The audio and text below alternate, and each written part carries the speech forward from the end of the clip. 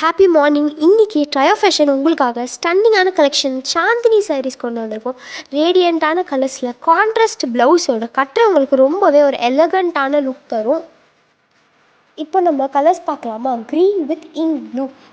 எவ்வளோ ஒர்க் பண்ணியிருந்தாலும் சாரீ உங்களுக்கு ஒரு ராயல் லுக் கொடுக்கும். இது எல்லாமே ரொம்ப ஃபைன் ஃபினிஷிங்கான சாரீஸ். ஒரு ஃபெஸ்டிவல் வேருக்கு ரொம்பவே ஒரு கம்ஃபர்டபுளான சாரீஸ்.